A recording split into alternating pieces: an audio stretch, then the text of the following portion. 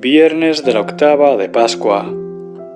Del Evangelio según San Juan, capítulo 21, versículos del 1 al 14.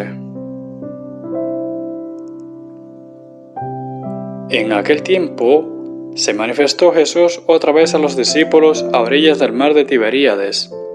Se manifestó de esta manera. Estaban juntos Simón Pedro, Tomás, llamado el mellizo, Natanael el de Caná de Galilea, los de Zebedeo y otros dos de sus discípulos. Simón Pedro les dice: «Voy a pescar». Le contestan ellos: «También nosotros vamos contigo». Fueron y subieron a la barca, pero aquella noche no pescaron nada. Cuando ya amaneció, estaba Jesús en la orilla, pero los discípulos no sabían que era Jesús.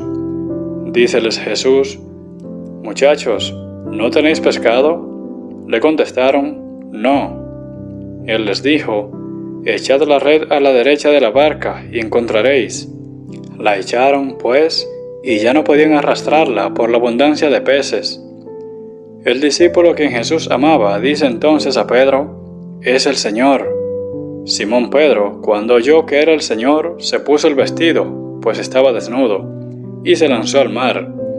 Los demás discípulos vinieron en la barca, arrastrando la red con los peces, pues no distaba mucho de tierra, sino unos 200 codos. Nada más saltar a tierra, ven preparadas unas brasas y un pez sobre ellas, y pan. Díceles Jesús: «Traed algunos de los peces que acabáis de pescar».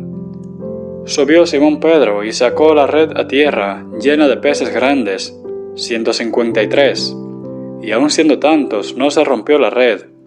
Jesús les dice: «Venid y comed». Ninguno de los discípulos se atrevía a preguntarle: «¿Quién eres tú?», sabiendo que era el Señor. Viene entonces Jesús, toma el pan y se lo da, y de igual modo el pez. Esta fue ya la tercera vez que Jesús se manifestó a los discípulos después de resucitar de entre los muertos.